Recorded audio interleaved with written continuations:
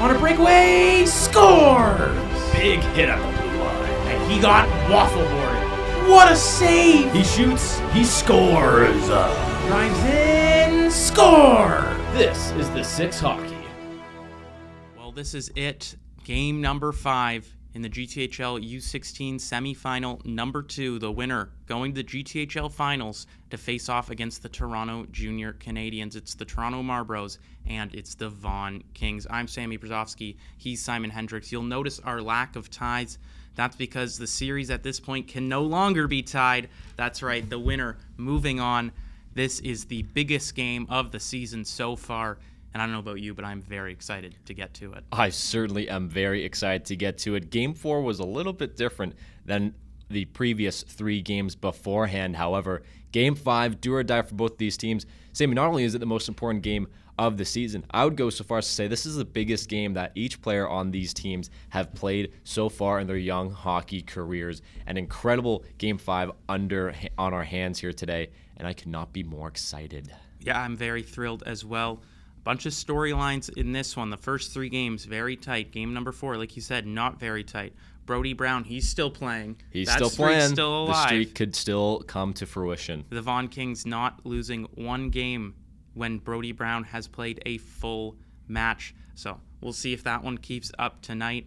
Let's take a look at the guys between the pipes, the last wall of defense in ensuring a playoff victory, ensuring a trip to the finals. For the Toronto Marlboros, it'll be Igor Sokolov. They trust him to get the job done. Sokolov, he's looked strong all playoffs long. He certainly has, and honestly, if you were to just ask me, I do believe of the 2 Marlboros goaltenders, he has been the more reliable one in this series. That first game, although it was a loss, he only did allow 2 goals, and he shut the door for almost the entire game. If we remember back to Game 1, he let in an early goal, he let in a later goal. I don't know why I said that so weird. A late goal, but he shut the door on the Kings for basically 2.5 periods straight. Didn't start Game 2, came in relief in Game 3, got the shutout, well, quote-unquote shutout in relief. Last game he got pulled. Again, I think similar to Game 3 when Hardy got pulled, that was not so much of him not playing to his abilities. It was more the coach trying to light a fire under the team. Mm-hmm. Did not work in game number 4 for the Marlboros, but the coach, going back to Sokolov, he thinks he's the more reliable goaltender in the series, and I happen to agree. Well, I mean, I think that's a good point that it did not work. In game number 3, we saw it did work. Sokolov, like you said, the quote-unquote shutout. And then in game number 4, the same result happened with a new goalie, so it was clearly just a bad game for the Marlboros, to put it simply. Yeah, they can't afford that again. No, certainly not at all. It was just, I think it was the worst game of the year so far for the Marlboros. We talked about games like that. You need to win games you shouldn't to win the cup, to win the championship in the playoffs. And we certainly saw that in Game 3. Down 3-0. They shouldn't have won that game, but they did. It was a gut check win. We've talked about that a lot on the broadcast and in the post-game show of Game 3.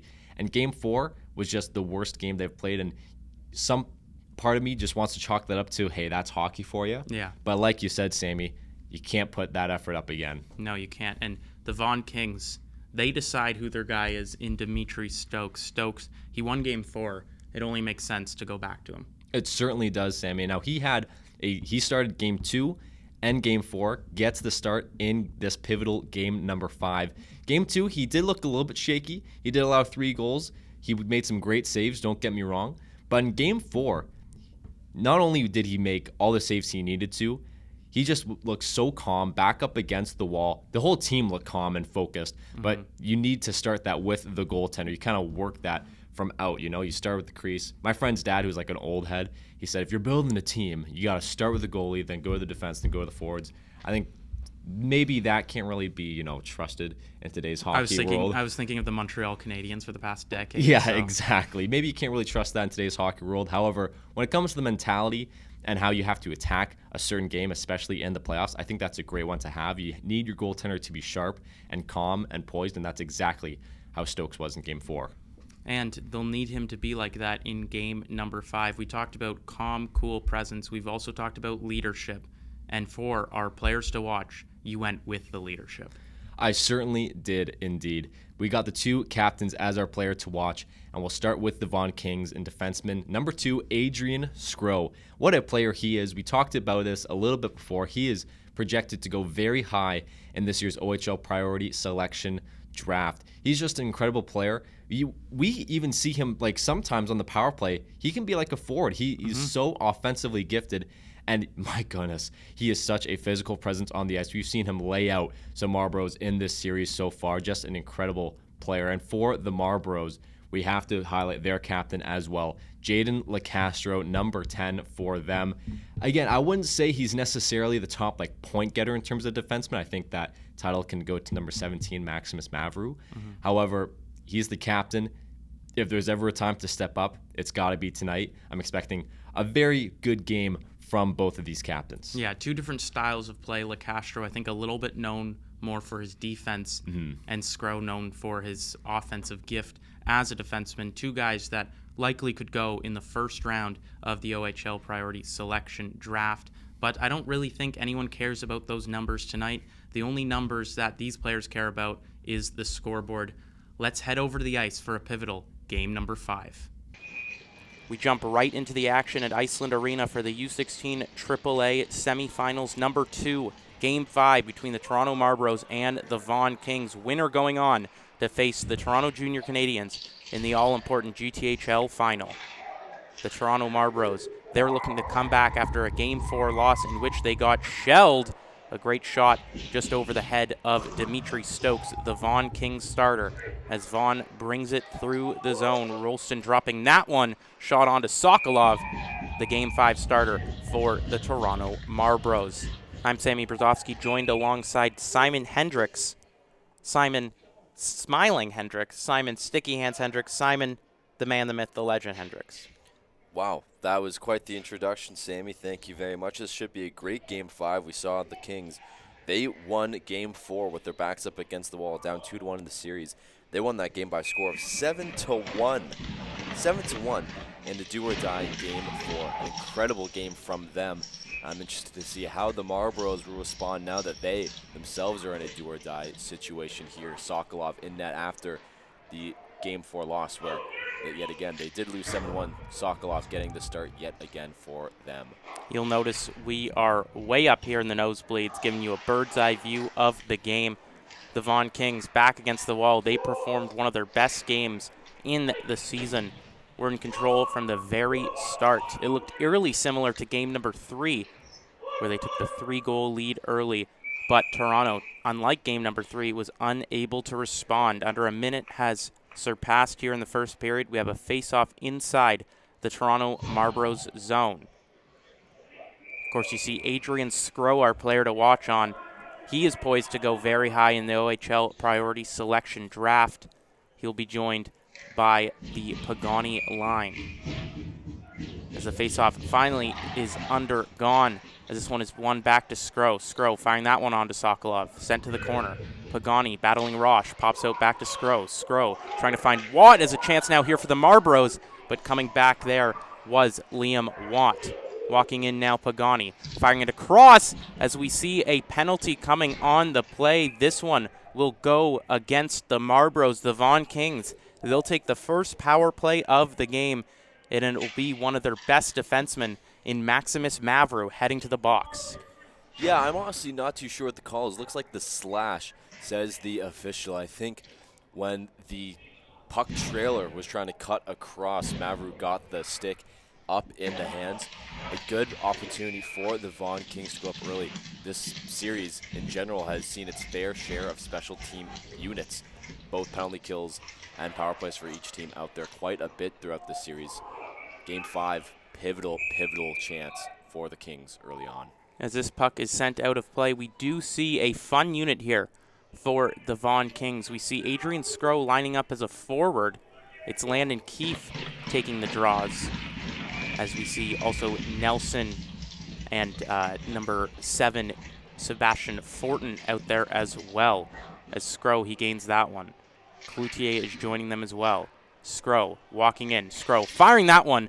Rebound pops out to Fortin, who just misses that one wide off the stick of Cameron. Back over to the point. With it now is Nelson. Back to Fortin. Fortin walking in. He fires that one off a leg. Back over to the point once more. Nelson. Back to Fortin. For Nelson on the one-timer. Rebound pops out for Skro on the backhand. Skro fires that one and just hits off a Marlboro leg. Back with it now on the near side boards is Fortin. He sends it over to Skro. Skro cutting towards the net. Another block shot from Shane Roche. Great shift from him. Turning around here is Skro. Back over to Fortin. Fortin walking in. That shot. Rebound. Back over to him in front. Scores! Sebastian Fortin opens up the scoring. Walks in. Fires that one off of, here we go, Stanchion. It comes back.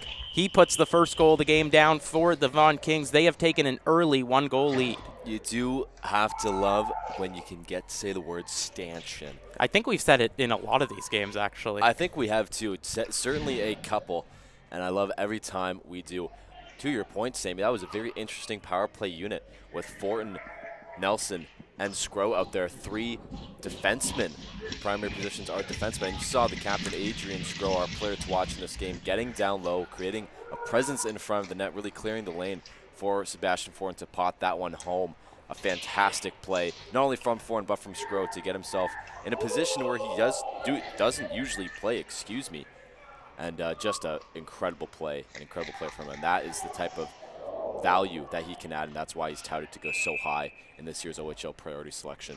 Definitely worth mentioning. We have a ton of players in this game that we think are going to go very high in the first round of the OHL priority selection draft. You have guys like Skro, but of course his teammate in Landon Rolston, perhaps Kane Cloutier as well, will go high. And then on the other side, you have both Rileys.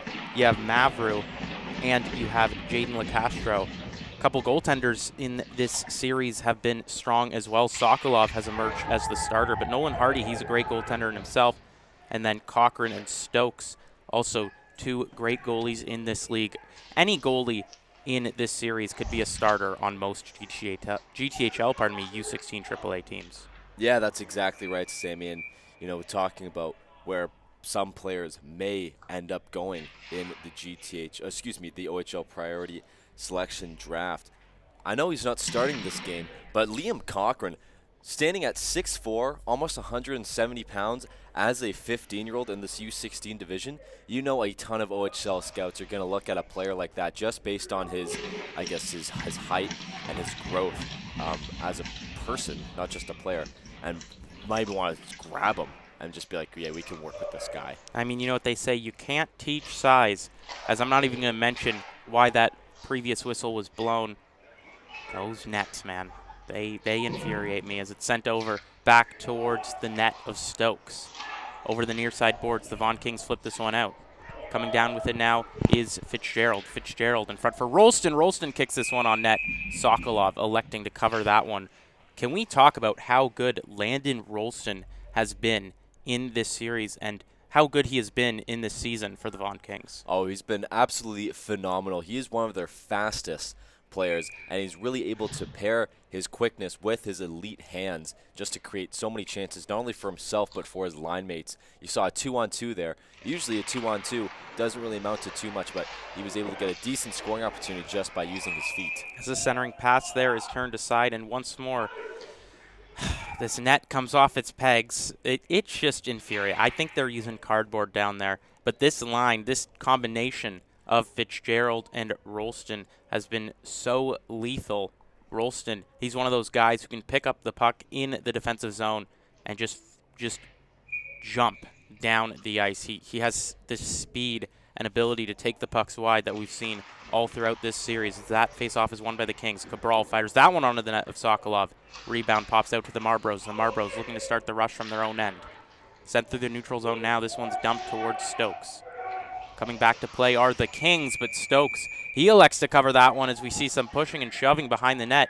Not the first time we've seen it in this series. Certainly not, Sammy. There have been a lot of extracurricular activities post-whistles, usually in front of either goaltender. And we already saw the Maximus Mavru penalty leading to the first Vaughan Kings goal early in this first period. I do like, some physical extracurricular activities in any type of playoff game, but in a game 5, do or die, both coaches are probably telling their teams, hey, let's not be the one to take those penalties. The special teams has been an incredible factor in this series. The Vaughan Kings likely winning the special teams battle so far, but it is certainly close as the Marlboros, they win this one back, but they only momentarily have possession as they regain it on the near side boards, electing to dump it back down low. The Marlboros trying to get that one through as we see a 2-on-2 forming here once more for the Vaughan Kings. Walking in is Elaine. That shot is blocked. It looked like he fanned on it, but the Marlboros defender getting a stick as it's Braden Riley coming back the other way. Braden Riley, he dumps that one down low. Cameron, the forechecker there. That one got a deflection and sent back into the Marlboros zone. No icing. Working in the corner now are the Vaughan Kings. Again, we are way up high, but I believe that is Cloutier on the near side boards. Back over to Elaine. Sent behind the net of the Marlboros as the Marlboros, they go back the other way. That's Shane Roche. Roche trying to send it for Riley as the Kings. They wanted to keep that one in and get an odd man rush on the partial line change from the Marlboros, but that one is most evidently offside. Yeah, something that both of these teams have done very well is using their line changes pretty effectively. We haven't seen a ton of chances coming off of off rush attempts, A lot of the offense in the series has been generated from consistent offensive momentum and bad turnovers. Both of these teams managing their lines and line changes very well in this series. There, Vaughan Kings were about half a foot away from changing that story, but luckily for the Marlboros, they were not able to do so. An early 2-goal lead would be huge here for the Vaughan Kings. They've led a lot in this series as we see someone's dad handing out the coffees. The parents, they got to stay alert in this one. This is going to be a long game, and this is a very important game in these young players' careers. Like we said, in the Junior Canadian Series, this could very well be the last time a lot of these guys play together, and for some of them, a lot of the last time that they will play at all, especially on the highly competitive level. As it's sent down the length of the ice. No icing is the call as forechecking are the Marlboros. A battle behind the net, and it comes out to the near side boards by Vaughan's bench. Trying to walk it in was Fitzgerald as it's Mavru circling it back around. As this pass is sent awry, a rebound in front, jumping all over it was Sokolov, and Sokolov covers that one way out of his crease. A weird pass there intended for Mavru. Pops out to Sokolov's pad, but Sokolov ready with a great reaction.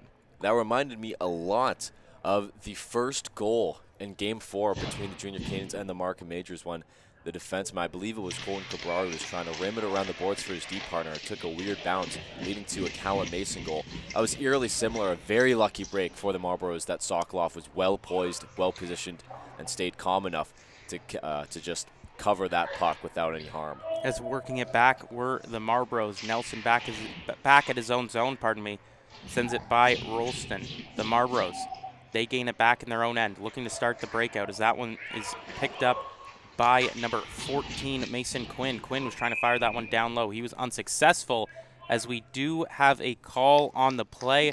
I believe it is heading to the Vaughan Kings. That's right, it'll be a Toronto Marlboros power play. Again, we are very high up here. We're going to have to take a look to see who is being assessed the slashing call. I do believe it is Sebastian Cabral there in the box. But again, your guess is kind of as good as ours. At Iceland, we have the distinct pleasure of being far away. Yeah, the bird's eye view doesn't give us great opportunities to look at numbers, but a slashing call either way as the Marlboros are trying to enter the zone. As Mavru fires that one, and it's easily gloved by Stokes. Mavru often on this power play, as his speed has been such a factor in driving the Toronto Marlboros offense. We talk about the camera angle and it might not be the best for watching jerseys, but look how many people are here, man. There's a good reason. These parents, these families, these friends are all here to support one another, which is what you just love to see in the semifinal Game 5 do-or-die game. Some believe, including maybe myself, that the winner of this game will go on to win it all. It is two very talented teams. It's falling down there was Liam Nelson. Gets back in time for Warner. Warner walking in with it behind the net. He gets knocked down by Nelson, and another arm is up. I do believe it'll be Nelson heading to the box. Very likely a boarding penalty, an awkward fall there from Warner, as he does seem to be okay. But oh no, it is a Marlboro heading to the box. We did see an arm up, but also it is a Vaughan King headed to the box. That is Nelson going. So we do have a board and then a charging for the Marlboros. It's going to be interesting to see how they call this. Right now it is looking like they are coincidental, but the referee's having a brief discussion. We see two of them talking there just to see what the situation is.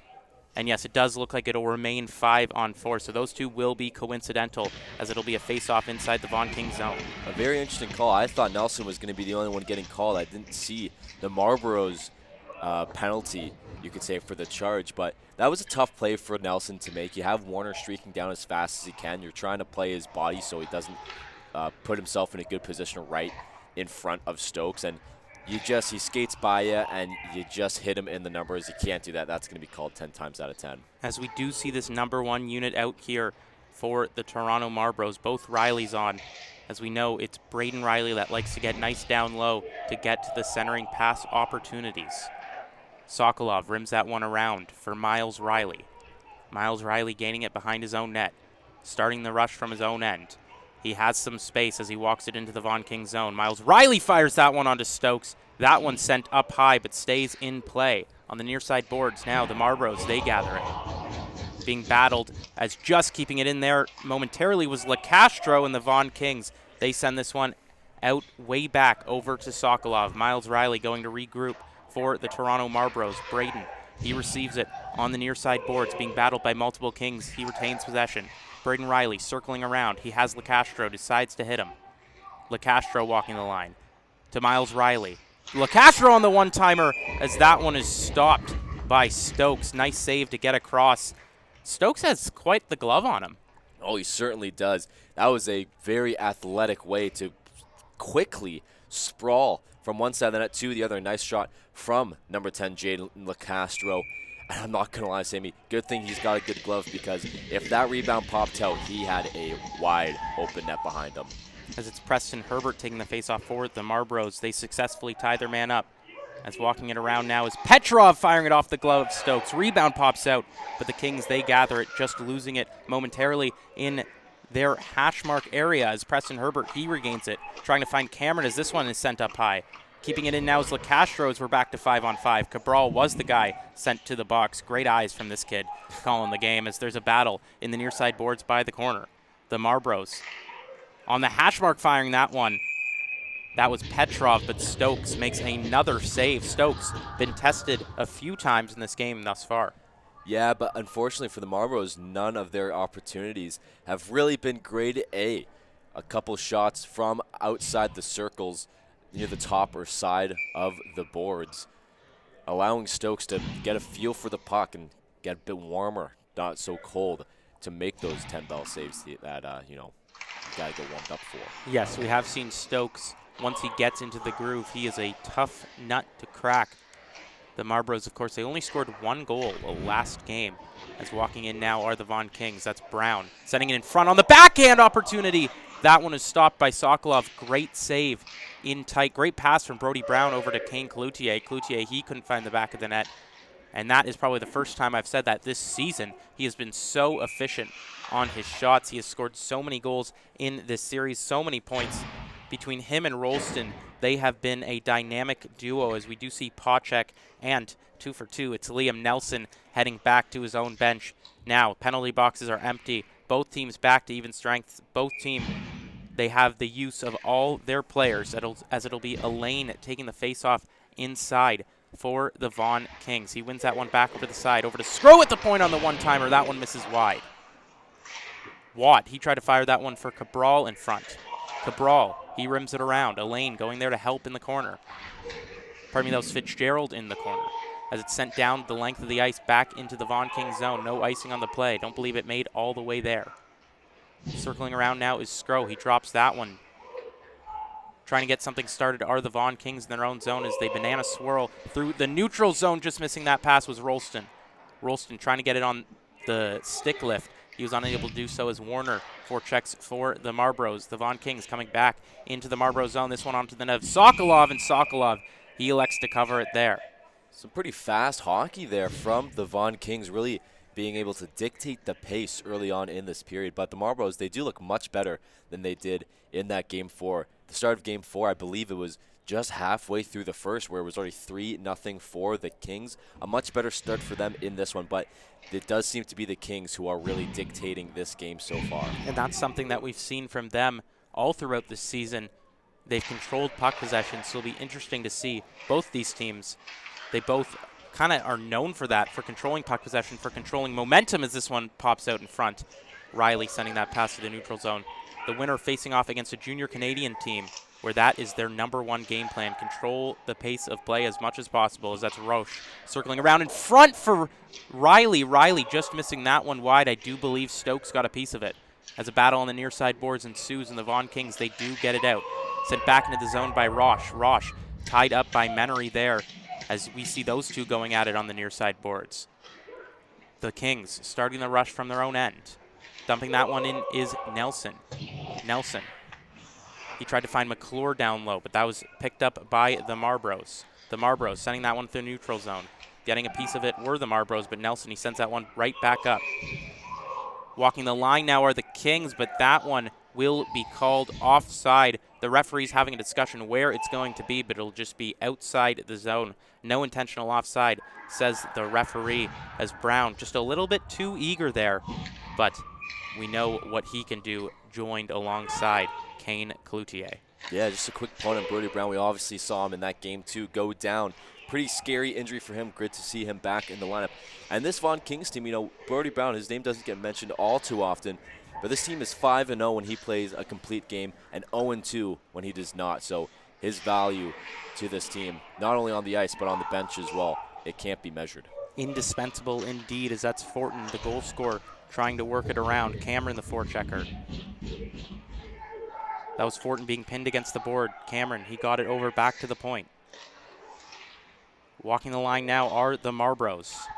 Caputo was open for the pass. They elected not to pass it, but they do pass it there as it's intercepted. Walking in now are the Marlboros, but just losing that one, as now we have a one-on-one forming here, perhaps a two-on-one if Brown can get there in time. The pass to the back post on the rebound is stopped by Sokolov, as we see a collision in the corner. Doesn't look like there'll be any calls there, but nearly a 2-goal lead for the Vaughan Kings on that one. Yeah, that was a great play from Igor Sokolov to anticipate that pass to Brody Brown. He saw him streaking in on his far side post, able to, I believe he actually caught that pass in midair, not even allowing the pass to get through to the stick of Brody Brown. A great play and anticipation from Sokolov. As we see the Rolston line on for the Vaughan Kings, they win that one back over the point as Watt fires that one just wide. Mavru getting that one up over to the near side boards and sent out of play by the Marlboros. Some more neutral zone, let's say, discussions. I think they're having discussions there, you know, maybe talking about the economic state of the world, as it's sent back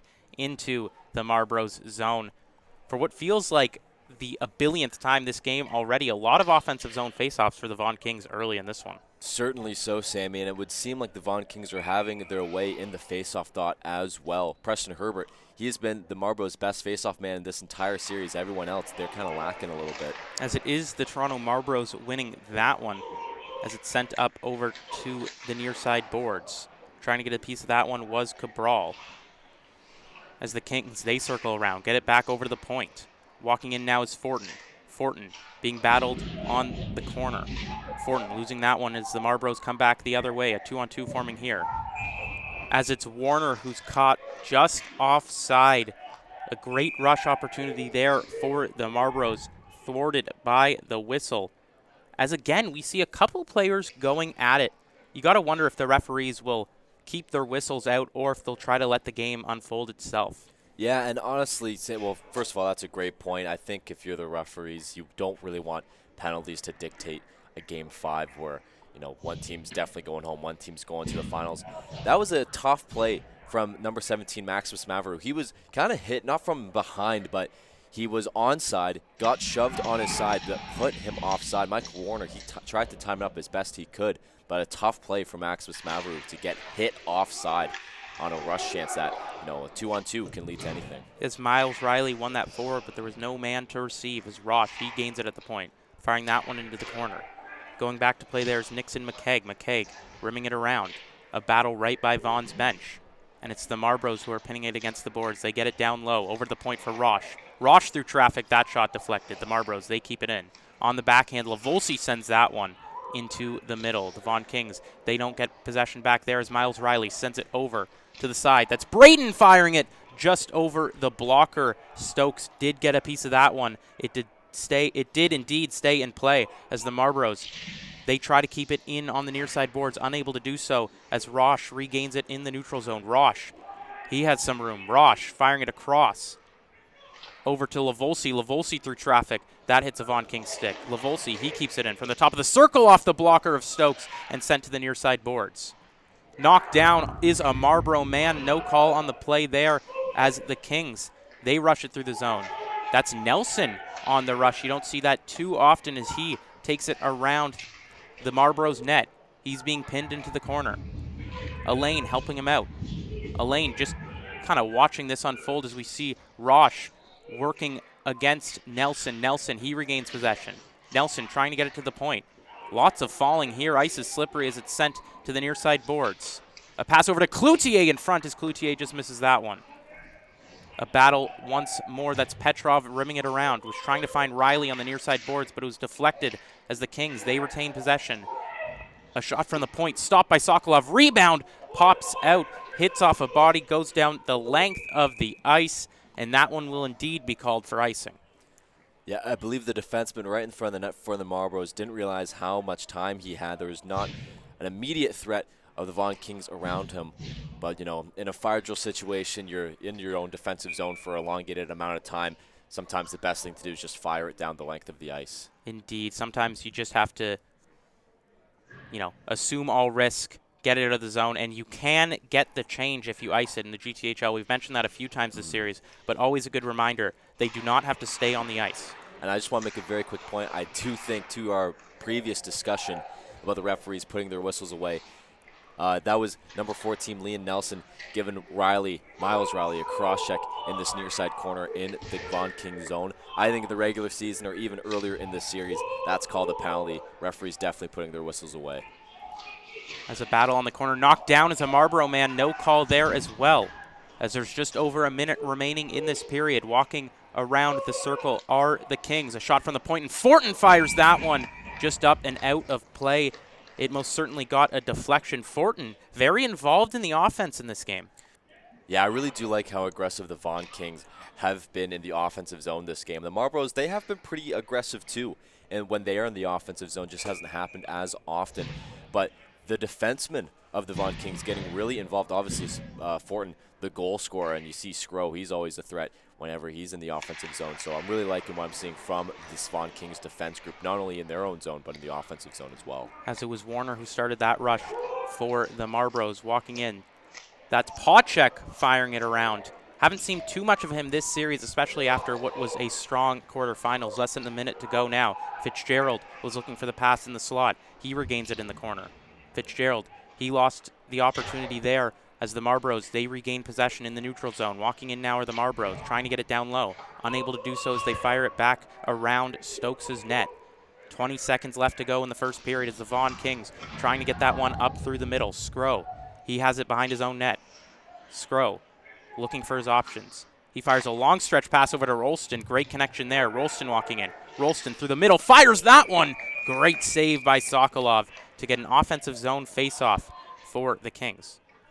Yeah, just a few seconds left to go in this first period. A tightly contested first period at that. We did mention how it seemed like the Vaughan Kings were kind of dictating the pace of play in this one. Since then, obviously, the commentator Shinks coming into a little bit of effect here. The Marlboros, they've been able to string along some decent shifts to end this period. As we see Rolston trying to set up Cloutier in the overload position. He does. Shot there, blocked through traffic. Rebound from Nelson sent in front as the Marlboros, they will dribble this one out. Not happy with the Marlboros play was Shane Roche there. He fires it down the length of the ice, and that will do it for the first period. An entertaining first period for both of these teams in Game 5. I'm sure all the parents and friends up at the tops of the stands here that we're sitting next to, they're probably nervous watching this one, as are we. Yet again, the Kings, they were seeming like they were in control of this period, but that's not a knock against the Marlboros, as they did have a few very good scoring chances, especially in the latter half of that opening frame.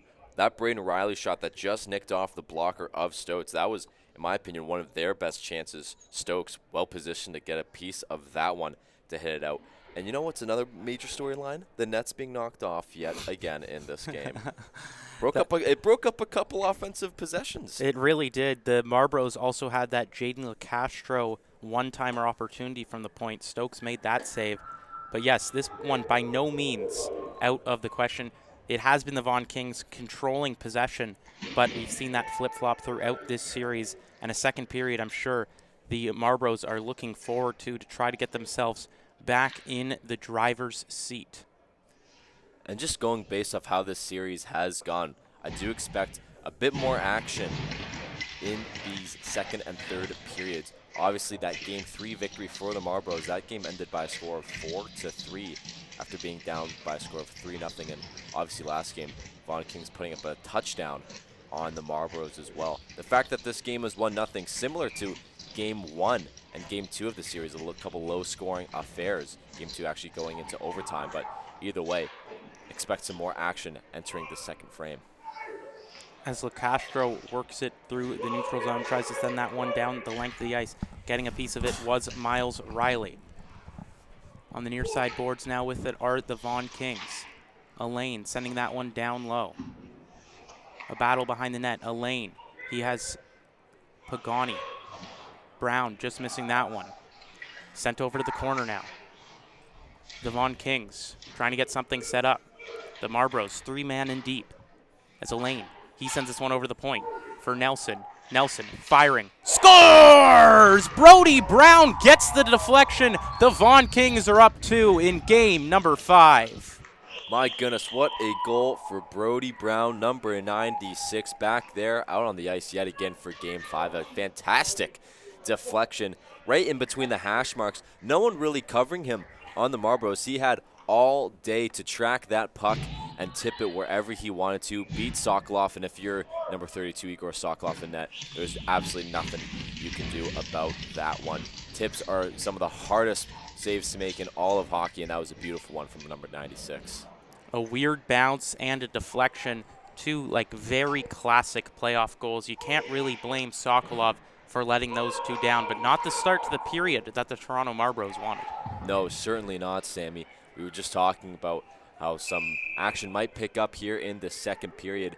I was expecting a fast start, but I was not necessarily expecting a fast goal from the Kings. Way to knock them on their heels yet again, scoring an early period goal. This one less than a minute in. As we see, it's the Rolston line on for the Vaughan Kings. The problem with the Kings is that they don't really have a top line in general. They have 3 top lines. So 2 dangerous players have already scored in this game in Brody Brown and Sebastian Fortin, but we've seen Elaine also pick up a point. We've seen Adrian Skro pick up a point. The depth scoring on this team has been phenomenal, as that's Rolston walking it up through the neutral zone. Just missing that one as the Marlboros, they look to get something started in the middle. Sent over to the near side boards, trying to get that one through was Petrov as he missed that one. Sent back into the Marlboros zone. Petrov with it, walking into the zone. Petrov firing that one through traffic as Pacek regains it in the corner. Nice little move from him there, centering pass over to Petrov. Petrov just missing that one. Good defense from Jansen as it's the Marlboros walking around the net. Firing that one around is Cameron as it hits off a leg and goes out of play. Forced to retreat was Mavru. Now it is the Kings and Rolston regaining it. Rolston firing that one around the corner. The Kings, they retain possession behind the net of Sokolov. Sent back over to Jansen at the point. Jansen firing that one through traffic, and it is stopped. As Mavru getting a little chippy here with a Vaughan Kings member. I do believe that's Evan Fitzgerald that they are once again discussing. As do you think the Marlboros will get a little frustrated and perhaps get a little out of their heads? I mean, you would think so. You would think so. I mean, that's just a human emotion as best as you try to fight it. Certainly some frustrations and tensions running high on that Marlboros bench for sure. But Maverick, he's got to be careful. He already took a penalty leading to a power play goal from the Kings in this one. He can't take another one, or else that's a major discredit to his team and their efforts today. As that's sent up by Quinn on the far side boards. The Marlboros looking for the pass. Herbert with it on the near side boards. He sends it over to Casulo. Casulo, he rims that around. Warner trying to get that one. He's knocked down. The Kings, they regain possession, starting the rush from their own end. That's Skro with it. Adrian Skro walking in. Skro, he gets that over to Pagani. Pagani was looking for Skro down low, finds him. Skro back over to McClure. Casulo, he gets that one over to Quinn on the near side boards, but Quinn, he takes number 16, Liam Watt, down at the blue line. Those two exchanging words, as once again, it's the Marlboros trying to get it down deep into the Kings zone. Both teams going for a change. A lot of open ice here, as it's the Vaughan Kings bringing it through. That's Brody Brown once more. Brown over to Skro. Skro knocked off the puck. A chance here now for the Marlboros. They had a breakaway opportunity for just a moment for Braden Riley, as he regains it now. A 2-on-1 forming here. Braden Riley walking in. Riley fires that one off the blocker of Stokes. Stokes, the big save there. LeCastro just missing that one, as Elaine sends that one up the middle. Walking in now. Firing that one, Elaine. That one just sent around by the Marlboros. LeCastro, he tried to get a piece of that one, as the Kings, they send it back into the zone. The Marlboros looking to get something started once more. Braden Riley tips that one. Nelson behind the net. Nelson firing it into the neutral zone. The Kings have a 3-on-3 opportunity here, as that one will be called for offside. Yeah, just a little bit too antsy on the Kings part there. A little pond hockey going on the past couple minutes here. That was a much needed whistle for both teams to get a change. There were some tired Marlboros players out on the ice, especially that forward group out there for an extended amount of time. But a couple chances traded back and forth off of the rush. A couple big saves from both Stokes and Sokolov. As it was a much-needed rest for me, too. I believe I said that one about 1,000 times. As it's sent into the corner by the Marlboros. The Marlboros, they keep it at the point. Firing onto the net of Stokes, pardon me. I almost said Sokolov. He's faced so many shots in this one. Stokes makes the glove save, elects to cover it. Yeah, I mean, we've talked about how the Kings, obviously the better team so far in this one and having the majority of puck possession here. But I feel like Stokes have actually faced more shots in this I think game. so. I think you're right. I think maybe, like you said earlier, not so much grade A opportunities, as it is the Vaughan Kings up 2-0. The Marlboros looking to change that. But a lot of shots, the Kings, they've elected to do a little bit more passing with their puck possession and try to get that golden opportunity. Riley fires it to the net of Stokes. Dumped all the way down the length of the ice. No doubt about this one. It'll be a face-off inside the Kings zone. And one of my major, I don't want to say complaints, but something I did notice in the first couple of games of this series is that the Marlboros, they were being a bit cute in the offensive zone. They were trying to set up a couple of guys, should have shot the puck when they passed up on some opportunities. And so I do like that in this period early on, we're seeing a lot more aggressiveness from them in the offensive zone. And you would have to think if they continue this pressure, continue to string a couple good shifts back to back, one of these are going to go in eventually. As McClure, he gains that one for the Kings. McClure walking in, taking it wide. McClure fires it onto the net of Sokolov. Sokolov elects to cover, and some more pushing and shoving. McClure coming in to help. He gets shoved away. Going at it is McClure, and a Marlboro player. Doesn't seem to be a call on the play, as we will see this physicality ramping up, but it's just a matter of time before someone is assessed a penalty, as both lines stay out for each team. Pardon me, that was Pagani taking the face-off. That's won by the Marlboros. They get it out of the zone. It's dumped right back in by the Kings. LeCastro with it. He sends it down low, trying to get something started up the middle. The Marlboros working it in. Sent ahead by Keefe. Keefe, long stretch pass for Pagani. Pagani on a break, and he just loses it. Good defense there from Rosh. Pagani almost had a breakaway, and you know Pagani has silky mitts. He scored 4 goals in the quarterfinal matchup between the Red Wings. 4 goals in 3 games, I might add, as we see some more physicality in the corners. A couple different guys going at it. The referees kind of just letting this happen, letting it play out. Yeah, and if the referees are just going to let it happen, then why stop? That was the Vaughan Kings player who did start all of that. I believe it was the back checker in Shane Roche who was first on the puck to protect his goaltender. And he got a little cross-check to the back, but it looks like we're going to have some coincidental minors coming up. We are. We do see a couple Marlboros headed to the box. That is LeCastro and another player joining him. 2 Vaughan Kings, 3 Marlboros heading to the box. My goodness. So I wonder the way this is going to be called. You have to assume it could be a power play for the Vaughan Kings. There is a mismatch in terms of how many players got sent to the box, but I think the referees themselves are figuring it out. Yeah, I would say there's definitely some discussions not only amongst the referees but amongst the coaches as well, some clarification as to what exactly is going on. Once we see it on the scoreboard, or not see it on the scoreboard, we'll let you know exactly what happened. But on that one, looks like a head contact is what the referee is motioning towards near the timekeeper's box. As well as some roughings going either way. I'd imagine, like you said, a couple of them could be coincidental, but due to the 3 Marlboros players being in the box and only 2 Vaughan Kings, you have to assume that it would be 5-on-4. We'll see what the final verdict is here. The referees discussing with the coaches. They did just point towards both bench, so I think what we saw there was the referees giving the teams warnings. Because we talked about how their whistles, they didn't go away, right? No. But do you think that now they finally decided, okay, this is kind of the example setter, we're going to take control? I definitely think so. And that one was a bit more egregious, you could call it, than some of the other extracurricular activities. And we didn't have the best view of it from this angle, but if a referee is calling for a head contact, you know that's kind of what puts it up a notch from the just rough stuff to the, okay, that's a bit more serious.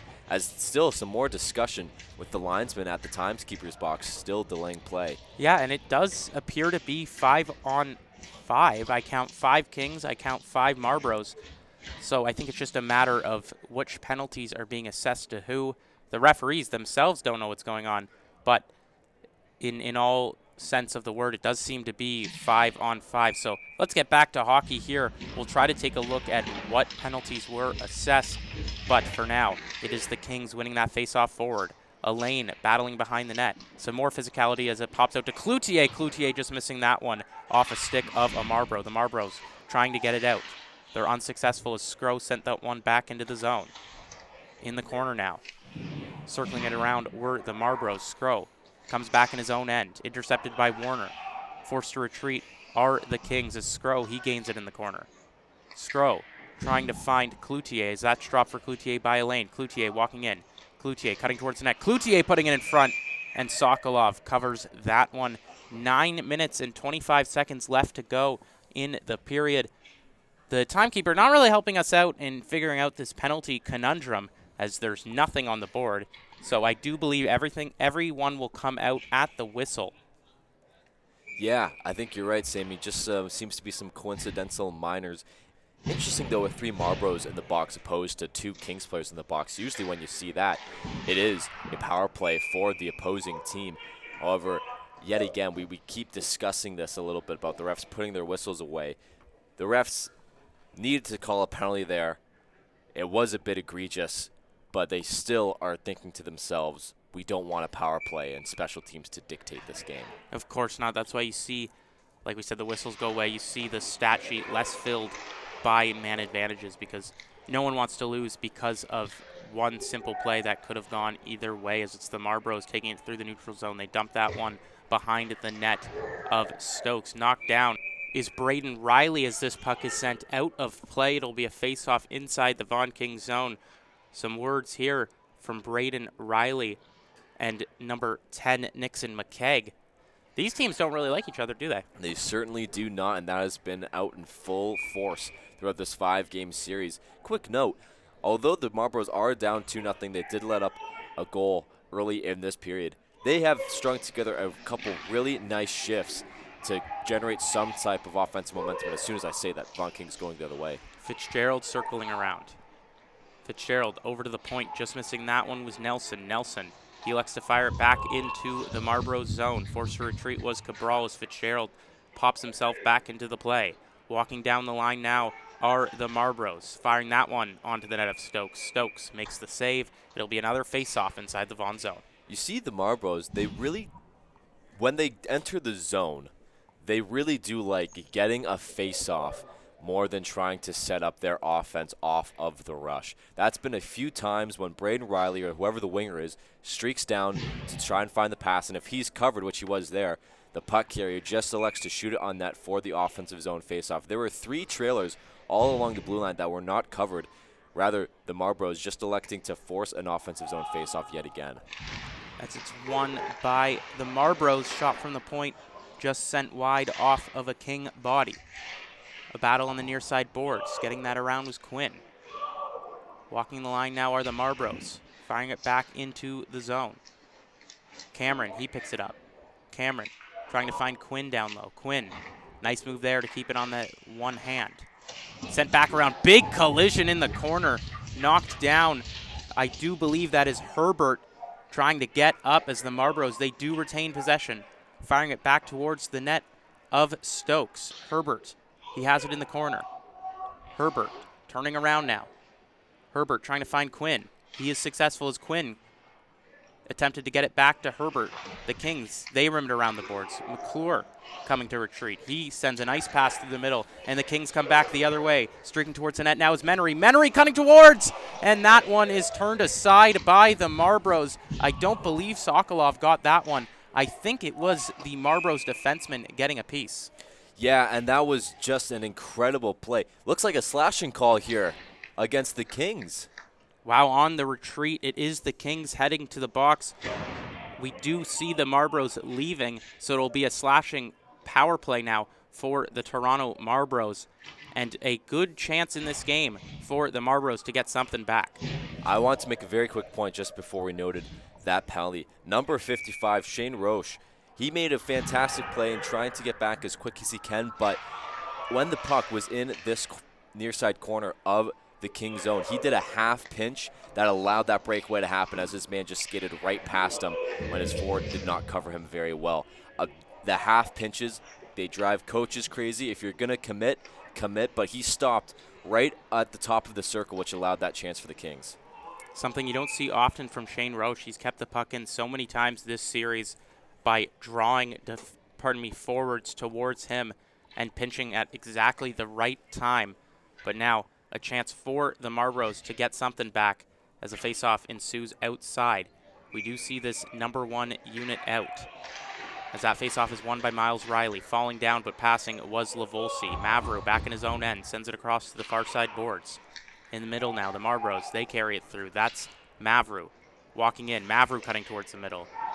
His pass intercepted and sent out of play by the Kings. Good defense there from, I do believe that is number 97. It is Clarence Elaine. Presley Elaine. That's, I think, 5 this series. I know, it's ridiculous. As walking in was Quinn. He gets it stolen by the other 14, Nelson, as the Marlboros do not keep it. Wow, I am shocked that that one wasn't called for offside. It appeared that one ref, he was calling it offside, and the other ref very hastily calling it no. So the Marlboros with a chance now to get something set up on this power play. They have been unsuccessful in doing so far. Warner battling in the corner. He knocks down his man. Battle behind the net as it pops out to the point. Walking the line are the Marlboros. Roche looking for the pass. He gets it. Up high, Roche sends it across. Miles Riley with it. Miles Riley walking the line. Sending it for the one-time opportunity. Great save from Stokes. So he got a piece, and it rims all the way around back into Toronto's zone, as Toronto forced to regroup on this power play. Warner with it now through the neutral zone. Warner trying to find Herbert. Herbert, he gets a piece of it, but not enough, as Scrow sends it down the length of the ice once more. In the corner now is Fitzgerald. Fitzgerald was trying to find his man down low. Good forecheck from the Kings on the penalty kill, but it's the Marlboros coming back the other way. Coming into the zone are the Marlboros on the far side boards, as that one's fired onto the net of Stokes. Stokes makes the easy glove save. Stokes has made a few of those easy saves, but you know what? The most important thing is that he's making them. A couple times he's had to make those, yet again, not grade A opportunities, but he's been well positioned, and he's just made the exact saves that he has had to. He also had that incredible blocker save that forced the puck to go all the way around the zone. A clear by save, one could say. Good job. You couldn't not say it. Fair enough, as it is the Vaughan Kings regaining it in the offensive zone. Cutting towards is Brown, trying to find the streaking man on the far side post. The Marlboros, they do regain possession in their own zone. Just over 5 minutes left to go in this period. That's Petrov battling in the corner. Rolston helping out the Vaughan Kings as he regains it behind the Kings net as he's knocked down on his rear end by the Marlboros. Wow, taking a hit to make a play there. It was Landon Rolston. It was Michael Pawczek sending him down. Good physicality from him down low in the Kings zone as the Kings, they attempt to regroup. They've been hemmed in for their zone for quite a bit. This period has been a lot of the Marlboros as we do see an arm is up, a slash is called on the play, and another power play coming to the Toronto Marlboros. Wow, oh wow. Unfortunately, I can't exactly see whose number that is. Maybe when we get the turnaround, that looks like number 7, Sebastian Fortin, heading to the box, the defenseman, the goal scorer, the part of the first goal on the power play, giving the Marlboros yet another opportunity here on the man advantage. As it stands, the game winner right now, as it is 2-0. He did get the first one off a weird bounce, maybe off the glass. We hope it was a stanchion just for the sake of it. As Riley kicked out of the faceoff, Lavolsi was forced to take it instead, but it is the Marlboros regaining it at the point. Walking the line is LeCastro for Riley. Riley fires that one just over the net of Stokes. LeCastro sending it to the side. That's Roche over to Miles Riley. To LeCastro, back to Miles Riley. Miles Riley walking in. Down low for Braden Riley. Braden Riley to LeCastro. LeCastro shot. Rebound save by Stokes. Good job to get across there. LeCastro keeping it in. LeCastro firing it from the top of the circle. Rebound, great save by Stokes as the net comes off. And you know what? You know what, Simon? I'm okay with that one. Yeah, that one was earned. What a save by Stokes. A couple back-to-back beautiful chances off of rebounds.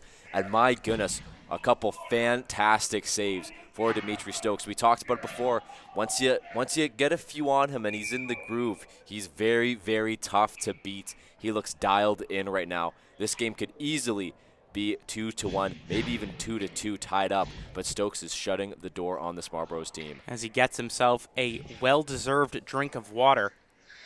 As ref doesn't care, he drops the puck right away as it pops out to the point for the Marlboros. Walking the line, LeCastro over to Riley, down low, back for the other Riley. Miles Riley fires through traffic, just getting the rebound. It was Roche, but not in time. It's sent over to the point once more. Walking in, Miles Riley blows a tire, and the Kings have a chance to go the other way.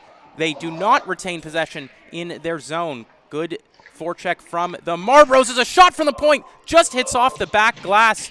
As now Roche, he tries to fire a centering pass for Lavolsi, and the Vaughan Kings escape trouble. They go for a much-needed change. Keep your eye on Miles Riley on the far side point here as he gains it in the neutral zone, sends it up the middle.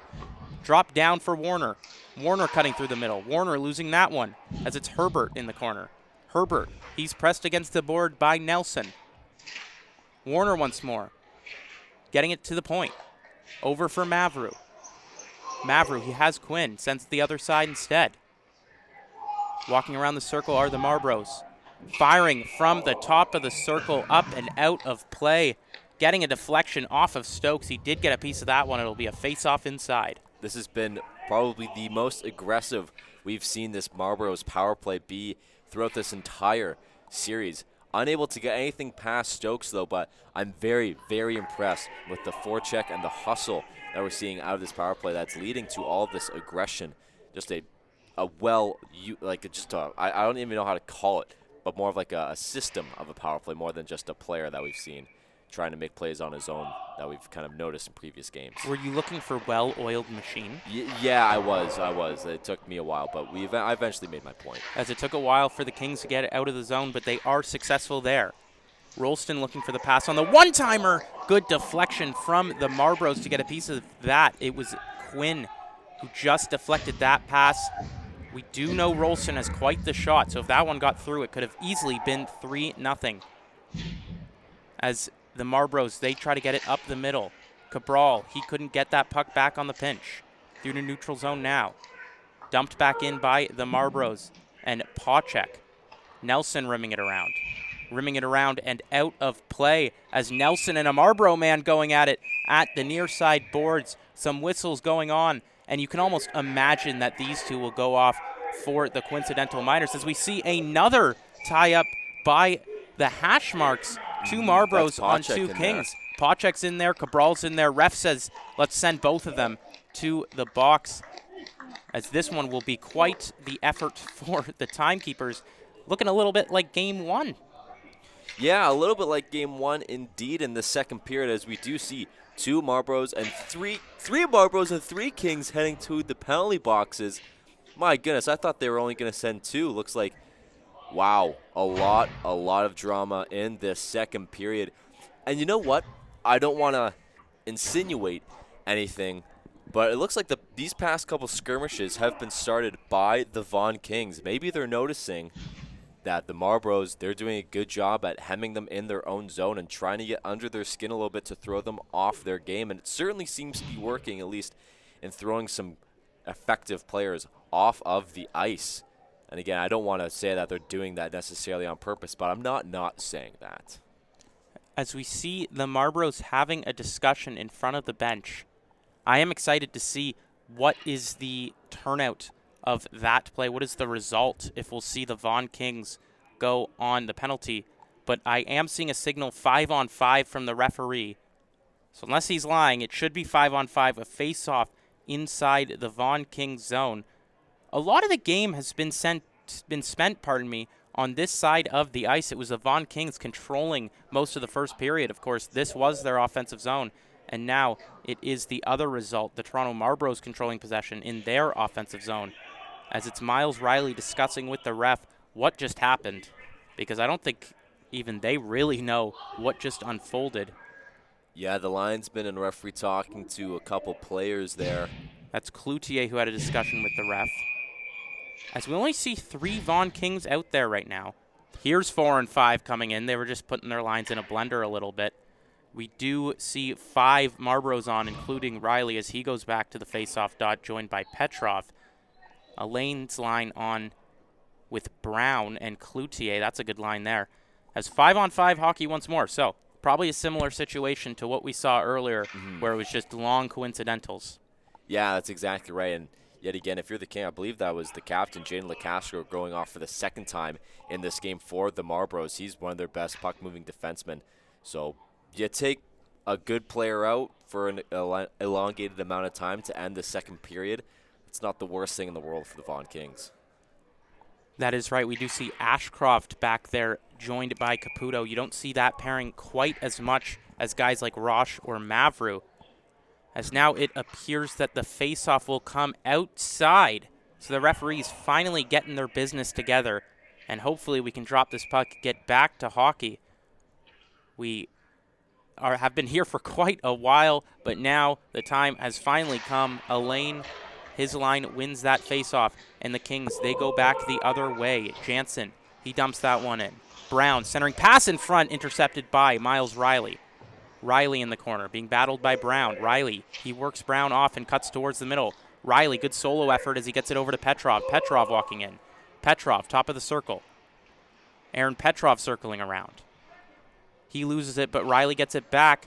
Riley loses it there as Brown sends it across. For Elaine, Elaine fires that one in the zone, goes for a change. 1:52 remaining here in the second period, as it's dropped back over to the corner. Battle on the near side boards. Petrov there to help, but it is the Vaughan Kings retaining possession in the offensive zone.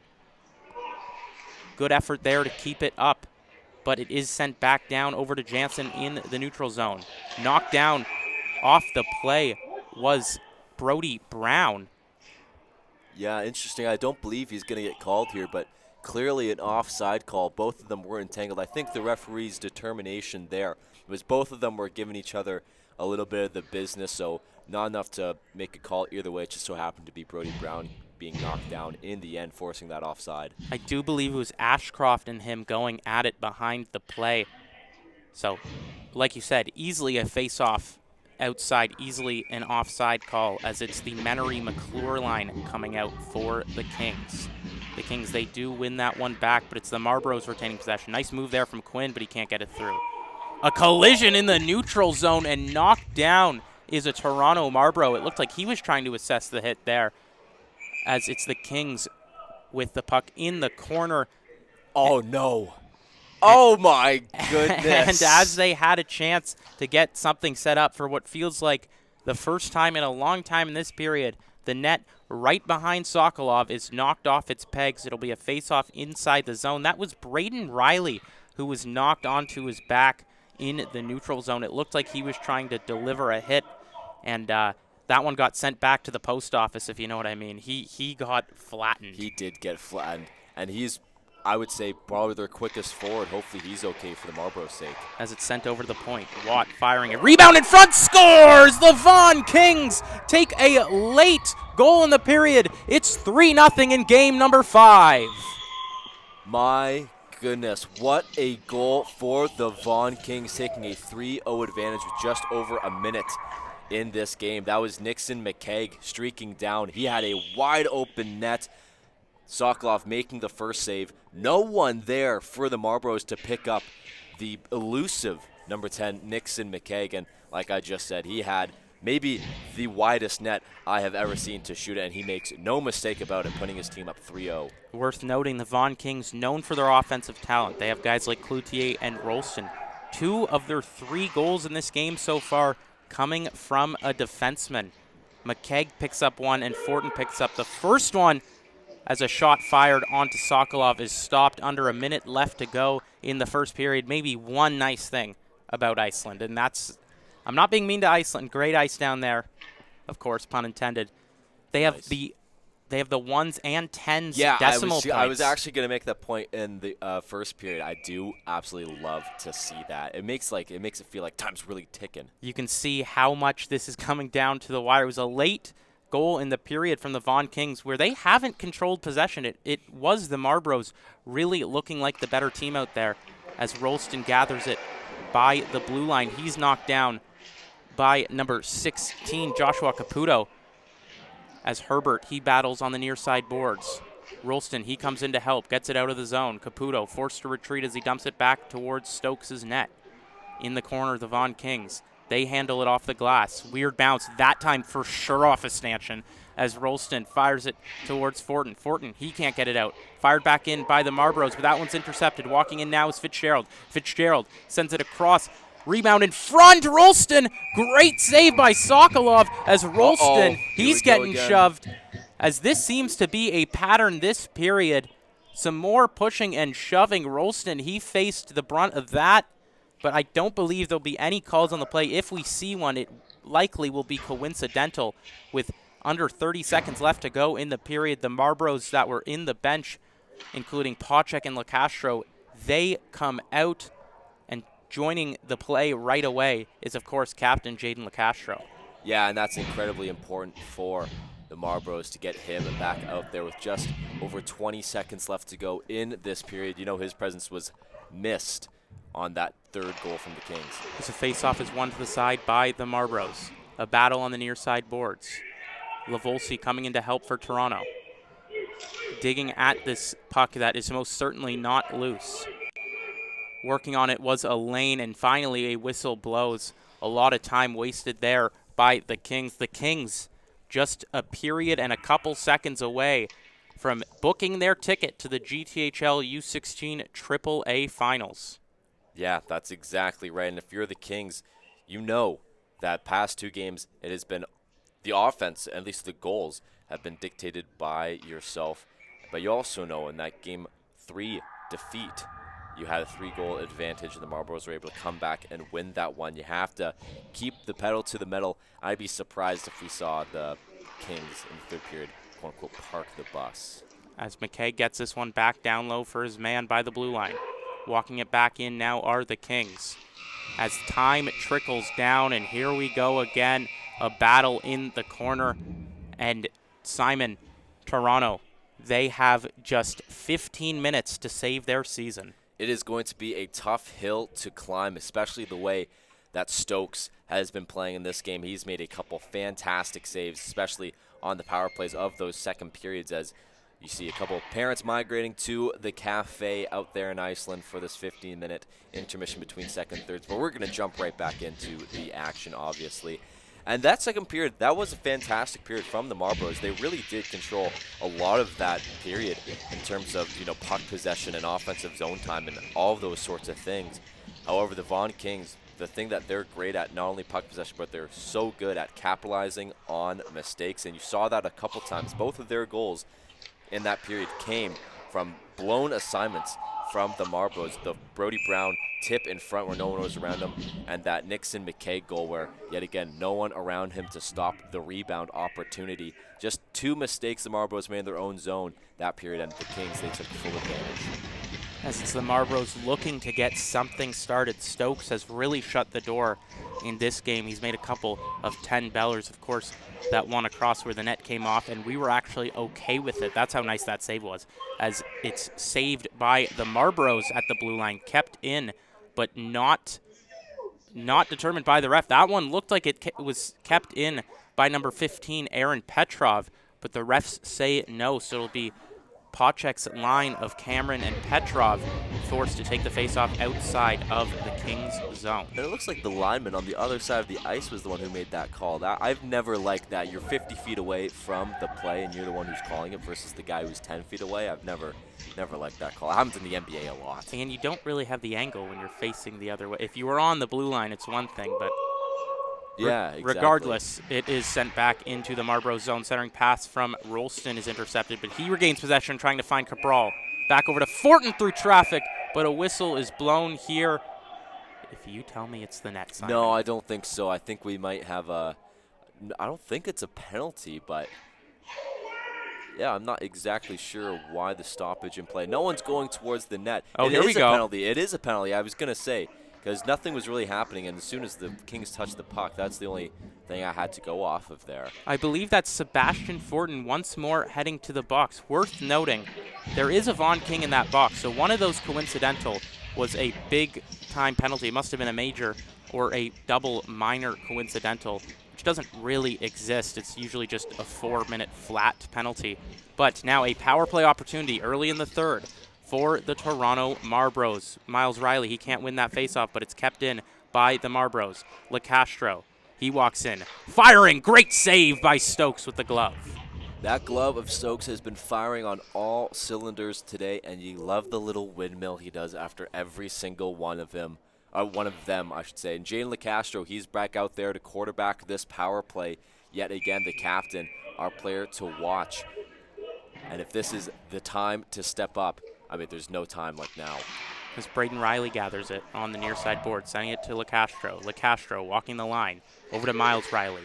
Miles Riley down low for Braden Riley. Braden walking in, firing it off the pad of Stokes. He gets his own rebound in the corner. Good defense there from the Kings as losing his stick. No call on the play. The Vaughan Kings certainly wanted one. LeCastro over to Miles Riley. Miles Riley walking in. Good block shot from Watt. Turning around are the Marlboros. Back at the point with it is Miles Riley. Sends it over to Roche. Roche, he walks the line. Roche turning around at the top of the circle, back over to Miles Riley. Riley through traffic, just hits off of Lavolsi. Back over to LeCastro. LeCastro on the backhand. Didn't have a man there, and a chance for the Vaughan Kings now to go the other way. But that pass just sent off. It'll be a face-off outside the zone of the Kings. Ooh, I think they're a bit lucky that they didn't get the intentional offside. That looked like a 2-line pass. Lucky that they're not in their own zone here. As we see a different unit for both teams. LeCastro staying out there, but that's Pacek taking the face-off, and Mavru, he is the defenseman, back to quarterback. As the face-off is won back by Pacek. Mavru with some speed. He carries it across the blue line, and he carries it offside, as it'll be another face-off. Let's run it right back. Yeah, I believe that was actually number 10, LeCastro, trying to jump up in the play, and I think he was legitimately a skate blade offside. A tough call for the Marlboros. As we see that coincidental, the 4-minute mystery penalty, that one's over. It was number 14, Liam Nelson for the Kings, and number 8, Michael Warner for the Marlboros that got the big-time penalties. They had to sit there all throughout the intermission. Of course, I'm joking. Wouldn't that suck? That would suck. If you had to stay in the box. When I was a kid, I thought that's how it worked, was if you had a penalty to end the period, you had to stay in the box for the whole intermission. That would be an absolute nightmare. As walking in now is LeCastro. That one not offside. LeCastro, he sends it over to Riley down low. A battle ensues. Quinn trying to get a piece of it. And McClure, He fires that one down the length of the ice. Good PK so far from the Vaughan Kings. Sokolov came out of his net to play that so the Marlboros could get something started. Coming across the line are the Marlboros, and just as soon, it's the Kings dumping it down once more. Sokolov, he came out as it pops out to Quinn. Quinn walking with it with some speed. He dumps that one down low. Skro on a slap shot gets it out of the zone. The Marlboros unable to keep it in, unable to drum up the effort that they did earlier. As we can see, the Vaughan Kings anxiously awaiting to get back onto 5-on-5, and they do as Fortin comes out. He goes right to the bench. As, oh no, that is absolutely too many men. Yeah, and up for sure too many men. As a power play will be coming right away to the Marlboros.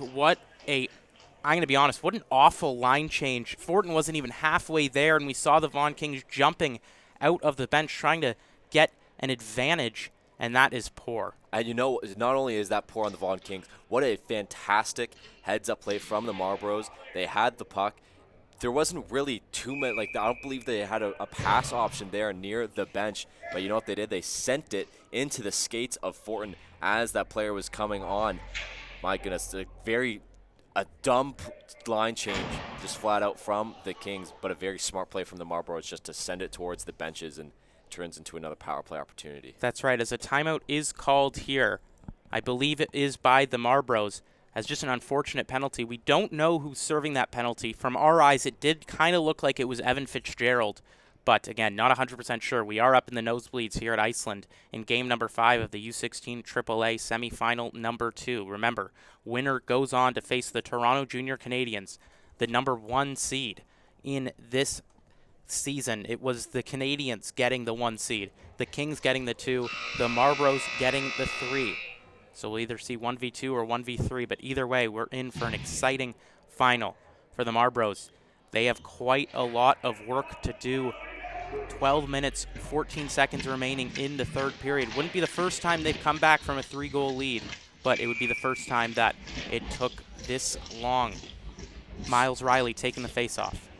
No, I was just going to say very quickly, if the Marlboros want any chance of coming back in this game, they have to score on this power play, because just the momentum the Kings will have if they kill another penalty. As LeCastro fired that one through traffic, there was a rebound, but Stokes, he jumps on it. It'll be another face-off inside. They are biasing that LeCastro shot quite a bit. We haven't seen that drop-down pass to Braden Riley too much this game. The one that comes to mind is when he jammed it off the pad of Stokes on the near side. As it's a face-off once more for Miles Riley. Riley, he wins that one back. Over to the point with it is LeCastro. LeCastro sends it across for the one-timer, saved by Stokes. Great shot from Roche. Miles Riley gets it down low. Intercepted just in time. Riley walking the line. Braden, that is. He sends it back over to Miles. Across for LeCastro. Back over to Miles Riley. Down low for Braden Riley. Cutting towards the middle. Great save by Stokes as he jumps on the rebound. Not loving that one was Liam Watt. He sent a shot over to Braden Riley as he made the pivotal save. It'll be another face-off inside. Some valuable time. Pardon me. Yeah, I was just going to say, it looks like, did that hit Stokes in the head? Maybe. He's adjusting his mask quite a bit there. Referee's giving him some time.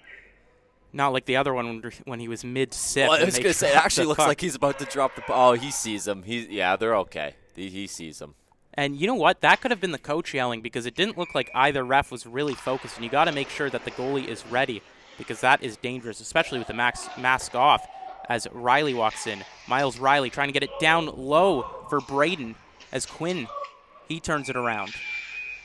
On the near side, and a whistle is blown here. 2 arms up by the referee. No. I think it is, Simon. Oh, my goodness gracious. Me, oh, my. That doesn't even look like I was just going to say. That looks oh, okay. Oh, that was a big movement. yeah, maybe a little bit there. From the net. Yeah. Okay, we'll take that one. That one did come a lot out of its pegs as the face-off ensues once more. This time it's the Vaughan Kings winning it. They have the chance to clear. They are successful. It's forced to retreat in their own end are the Marlboros. That is Mason Quinn. Circling around now are the Marlboros with some speed. Walking in now is Warner. Warner trying to fire that one up the middle. Is deflected by, my God. Okay. That has to be outside as Mason Quinn came barreling into the net. I would be pretty surprised if that one stays in. Yeah, there's no way that stay. Well, I mean, they're lining up to stay in, but that was 100%. Number 14 for the Marlboros, Mason Quinn, barreling down. His leg took out that net completely, and it doesn't seem like he was pushed into the net at all. Who is putting these nets in? Are they going deep enough in the pegs? Because I was actually thinking, like, that's $1 million idea. Get some pegs that work. Yeah, and clearly. sell them to Iceland, sell them to Scotiabank, sell them to Don't get me started on Scotiabank's nets. sell them to Westwood. So, yeah, this is just The vendetta that we have for these nets. I think that's the one thing that it's such a weird relationship we have. One thing that only 6 hockey employees would notice, how bad these nets are.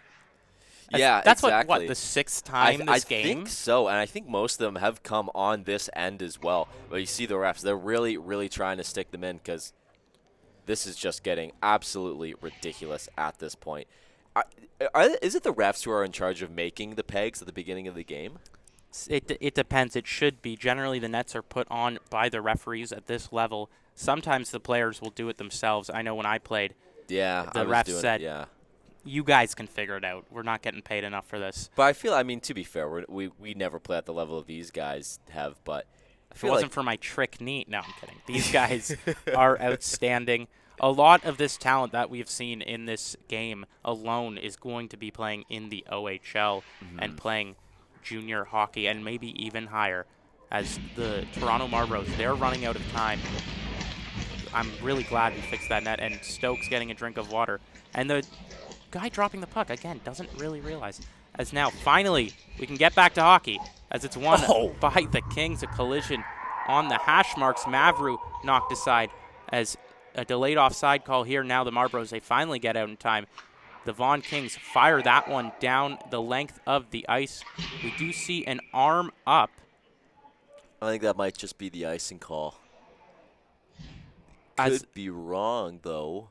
Maybe it went out of play, as there is only still penalty here for the Vaughan Kings. So obviously the icing can't be the call, but a weird situation there. But either way, it'll be a face-off inside for the Vaughan Kings on the PK as they try to win that one back. They are unsuccessful. Mavru circling around his own net. Mavru with some speed. We've seen him carry it in, but he elects to pass it there over to Pacek. Pacek wide. He turns around. He has Mavru. Kept in by Quinn at the line. Quinn gets it across. A good setup here now for the Marlboros. Walking in. Getting it down low. Firing it on the net is Stokes. Stokes jumping on the rebound. And Simon, that net came off again as there's a battle in the corner. The referees do notice they're trying to get into a spot where they can fix it. As the Marlboros, they retain possession. Circling around is is Herbert. As at the top of the circle, we are back to 5-on-5. Quinn dumps that down into the Vaughan Kings zone. He'll go for a change as the Kings, they go for a change themselves. As there is another whistle here coming out of his net was Igor Sokolov. Oh, my goodness. As no way are the Vaughan Kings being penalized again. And if you tell me that is too many, it is not. It will be a hooking penalty assessed to the Kings. Again, not the best angle here for the call. I don't believe we have the number. It could be Liam Watt heading to the box there. I was going to say, I definitely did see a 1 in front. Perhaps it was either Nelson or Watt getting the hooking call there. Typically, defensemen are the ones who's charged for the hooking call. It seems like this entire third period, the Vaughan Kings have spent on the penalty kill. And the Vaughan Kings, you could see their bench really unhappy about that one. They get back to 5-on-5, take it too many, then they get back to 5-on-5 again and take a hooking penalty. So like you said, a lot of time spent PKing as that was sent out of the zone with some confidence by Sebastian Fortin. It's the Vaughan Kings putting pressure on the Marlboros down low. Sent across by the Marlboros, trying to walk it in. As they are jammed, trying to get it through the blue line once more back into Toronto's zone. Toronto sending it down low for LeCastro. LeCastro over to Braden Riley. Riley, back to LeCastro. LeCastro on the near side boards trying to find Miles Riley, and getting that one out were the Kings. That was Cloutier, as going back to deal were the Marlboros. Walking it down low now is Miles Riley. Riley getting it across to Braden. Braden Riley on the far side boards. He gets knocked off the puck. The Vaughan Kings with a chance to get it out, and they are successful. Rosh couldn't keep it in with the one hand. Sokolov out of his net to play.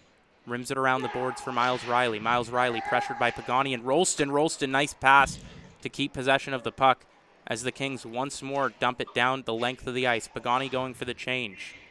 Rolston, the sole forechecker here for the Kings. Just circling around, trying to cut off the passing lanes as we see some fresh faces here for the Marlboros. Walking it in now is Mavru. Mavru trying to drop that one down low. Shot from the top of the circle. Rebound! Great save by Stokes to keep it out as the Marlboros, they retain possession on the near side boards.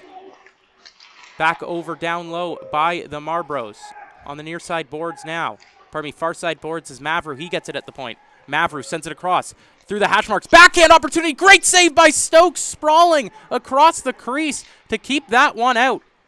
As it's fired by Quinn for the rebound.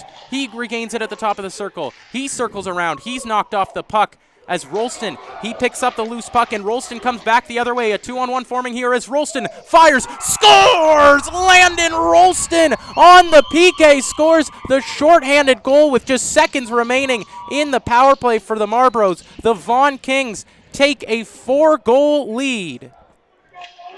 My jaw is actually dropped.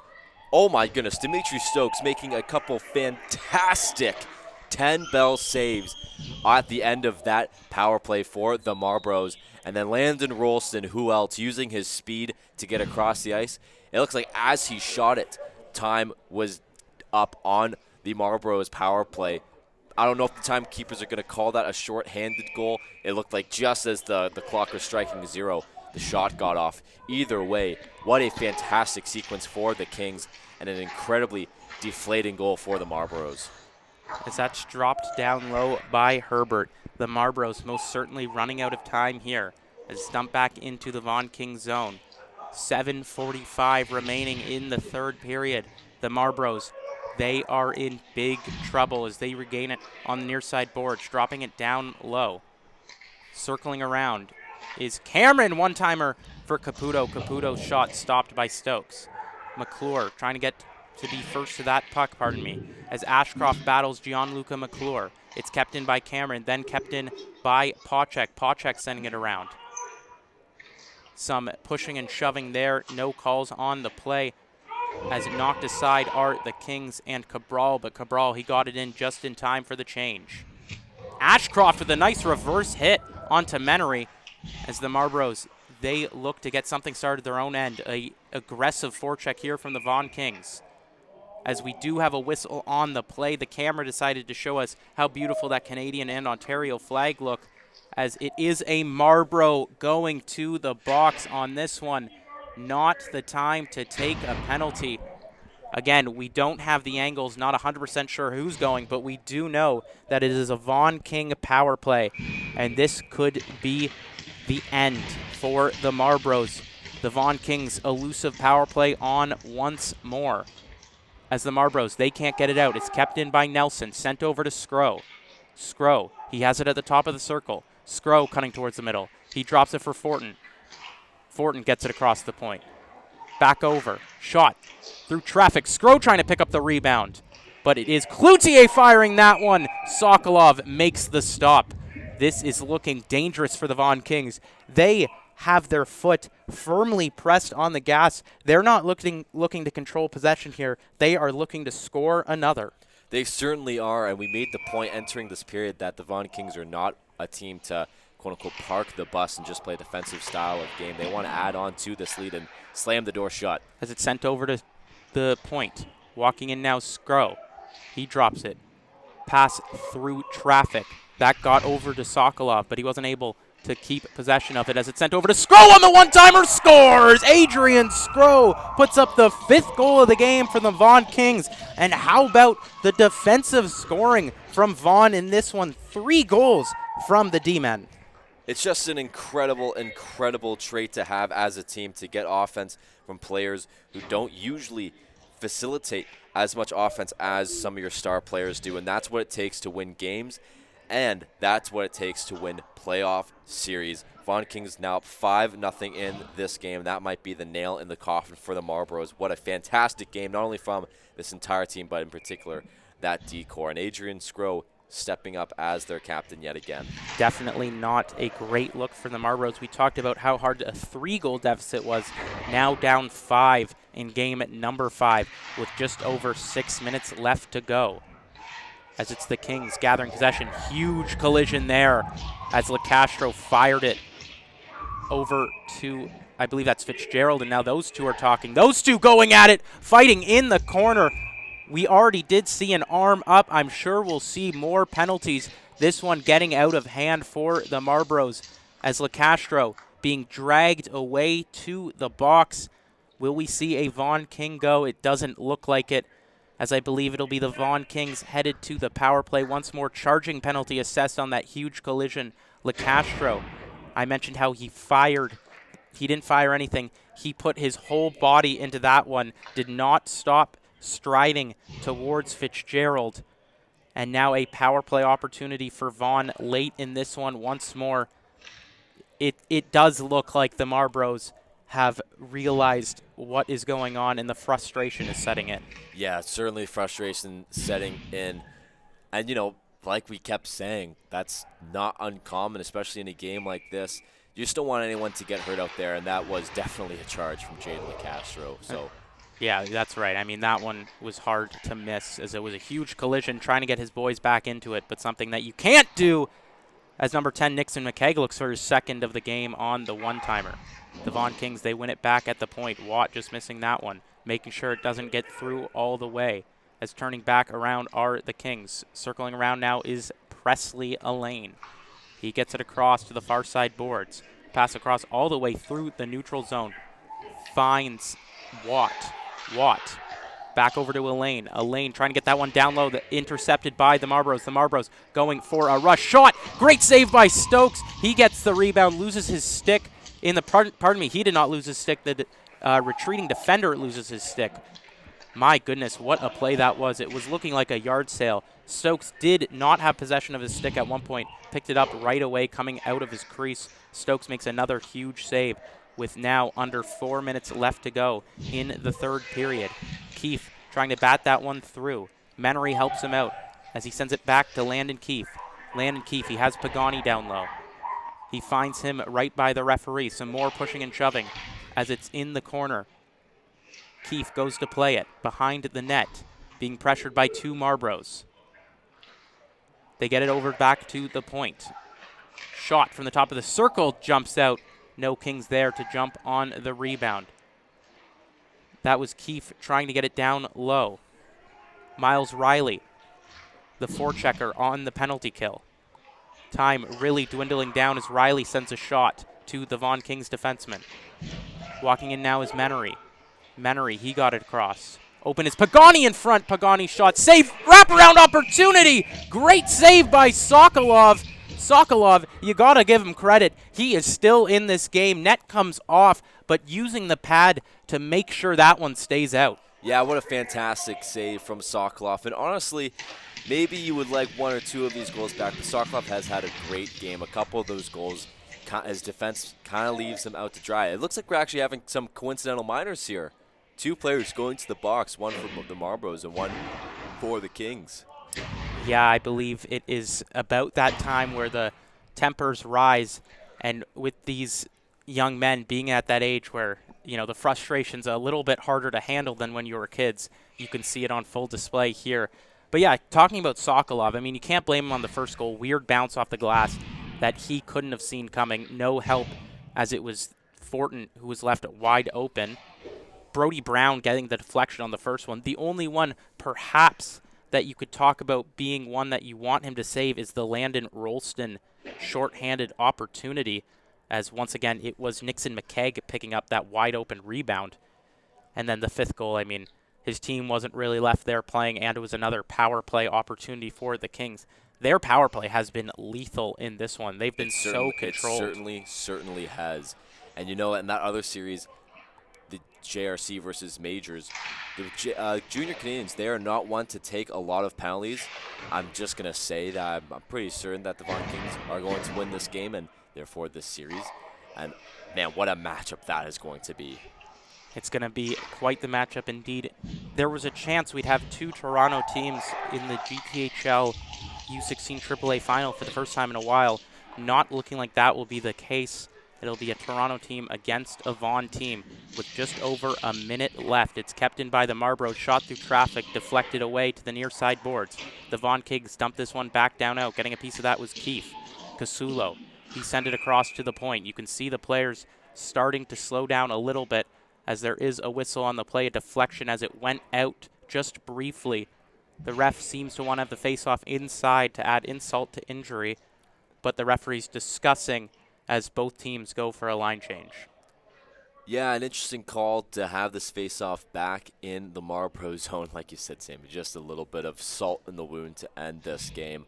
A bit of an unfortunate call going the way of the Marlboros. And I don't want to spoil anything, but if the Vaughan Kings end up winning this game, I think Dimitri Stokes is going to get that 6 hockey first start of the game. What a phenomenal game he's had.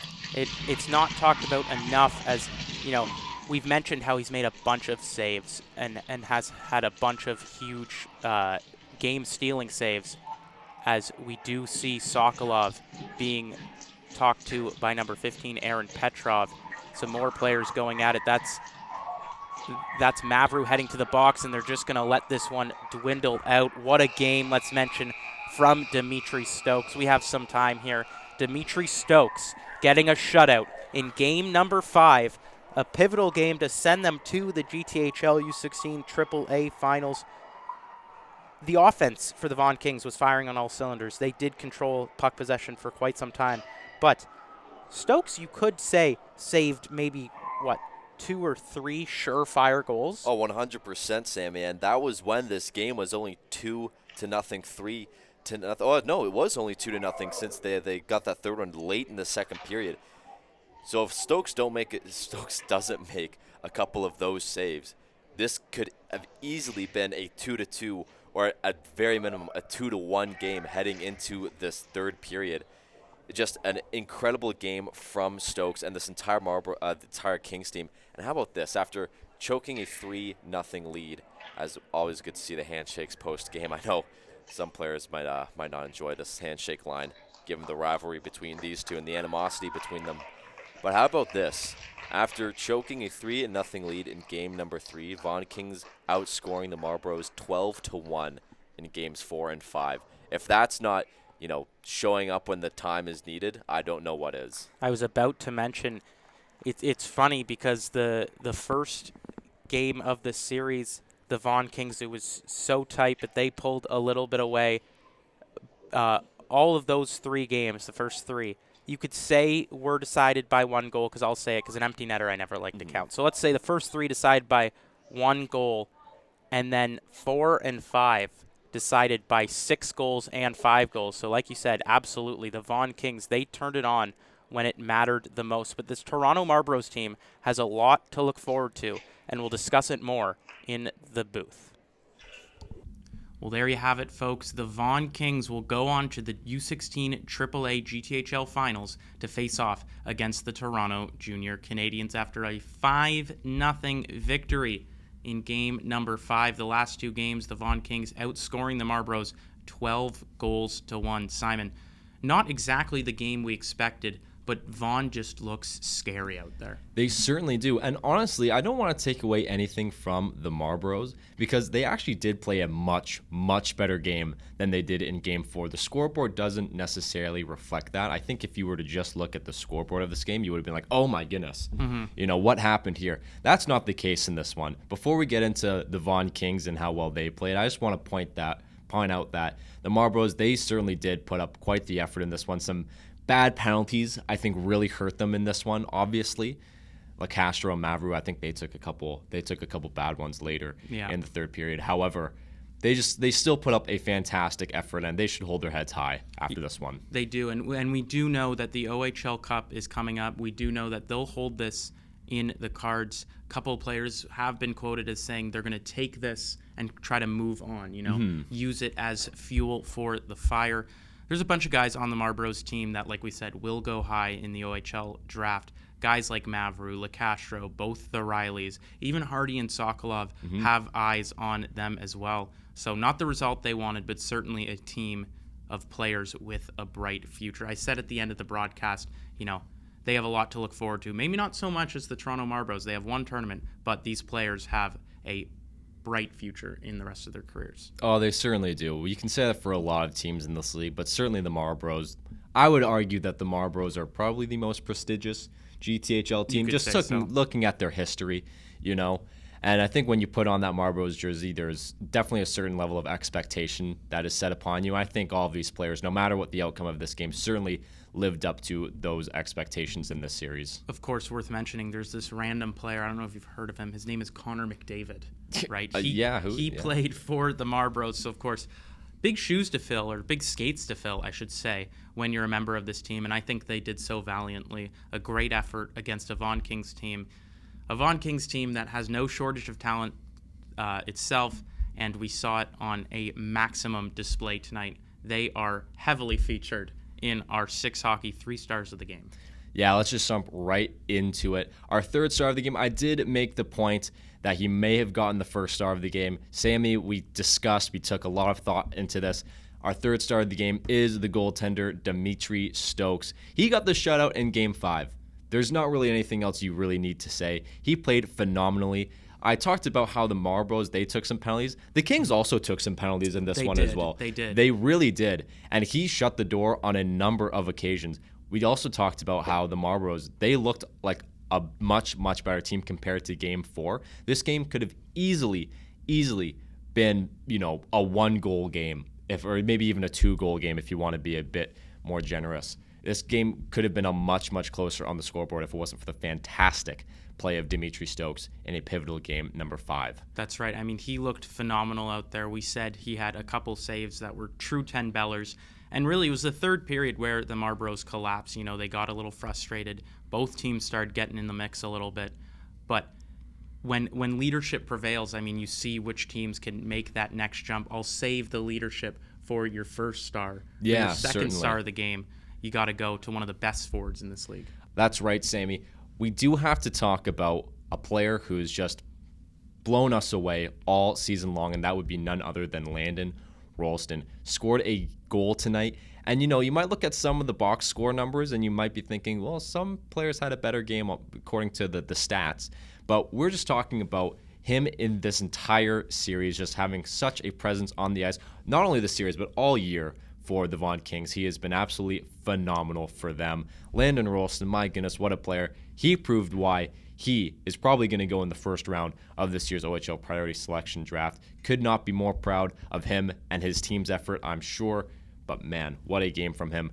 And our 1st star of the game, let's talk about that leadership. The captain, Adrian Skro. His assist tonight came as a winger on the power play. And he is a defenseman. How skilled do you have to be at the age of 15 to just say, oh, coach, you need me to play a wing on our top power play unit? Yeah, okay. And then, let me get a primary assist while I'm at it too.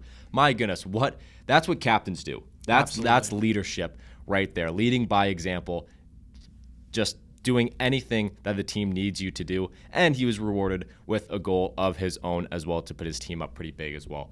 So Adrian Skro, the captain, our player to watch. I don't even really want to analyze too much, and get into the nitty gritty, because I think whoever watches the game knows just how good Adrian Skro and this entire Vaughan Kings team is. So I won't waste my breath on going through the analytics, but his presence on the ice might be the biggest out of many, many players in this GTHL. Absolutely. Yeah. I mean, I think it's worth mentioning. Our comparable at the start of the season, we kind of reused the comparables, was Jacob Trouba. We initially discussed about that. That is for his defensive talent and his physicality. But it's hard to compare his offensive talent to anyone in the league without really getting to the superstars. Well, that's just the thing, because, we look at someone like Cale Makar, for example. And it's like, well, when Cale Makar is getting Bobby Orr comparisons, you can't really compare him to anyone, at least at this point in all these young players' careers, right? But, you look at a guy like Jacob Trouba, who's physical and is the captain of, or wasn't, no, he's not the captain of the Anaheim Ducks, was the captain of the New York Rangers a couple years ago. So he has that leadership ability. That's kind of where we drew from the comparables from. But like you said, Sammy, his offensive ability, it just blows a lot of defensemen in this league out of the water, man. He is so good. Yeah, and he has been quoted as saying he does model his offensive talent after, the Cale Makars, the Quinn Hughes, the Werenskis, the Foxes of the league. And you saw it on full display all throughout this series.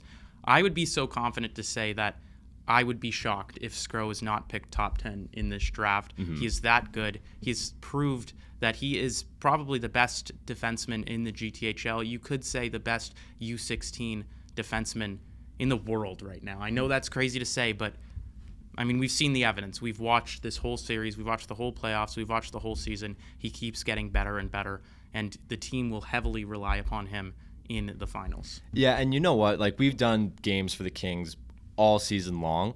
He is someone that, honestly, and this is not a dig or anything like that, but he's someone who we didn't really say his name much during the earlier broadcasts, in those November, October, even some of the December games. We didn't say his name all too much. It was like the Liam Watts who were really kind of carrying that decor for the Kings early on in the season. He improved so much this year. Not only, I think that was just because, the team keeps winning, your confidence keeps growing, and then the coach is like, hey, we're winning. Why don't you go and, be that Cale Makar, Jack Hughes, Zach Werenski type defenseman we know you can be. And because of that, he just improved so much this year and became like their top defenseman. Yeah, we wouldn't even say that the spotlight was necessarily on him. I mean, going in, we knew Adrian Skro. We knew he was touted to be a very good player, but we don't get to watch the U15 ages quite as much. Most of what we do see is U16 and U15 call-ups coming to U15, but coming from U15 rather. But Adrian Skro, like you said, he just blew us out of the water time and time again. We were like, geez, what can't this guy do? And I don't have an answer to that question. I actually don't. Like, in baseball, someone's like, he's a ball player. Adrian Skro, he's a hockey player. He is a hockey player. He's one of those guys that you're like, maybe he would have stopped the meteor if he was a dinosaur. He's one of those guys because we've seen the talent on full display, and I'm excited to see it in a best-of-5 series in the finals of the U16 AAA GTHL Championship. It'll be Vaughan and Skro, or Skro and Vaughan rather, facing off against the likes of Cash Kawaja, Braden Grima, and Caden O'Rourke and the Toronto Junior Canadians. Can't wait to bring that one to you. Can't wait to watch those games. Until then, I've been Sammy Brzezowski. He's been Simon Wouldn't Have Stopped the Meteor Hendricks. Okay. Have a good one. On a breakaway, scores! Big hit up the blue line. And he got waffle boarded. What a save! He shoots, he scores. Drives in, score! This is the 6 Hockey.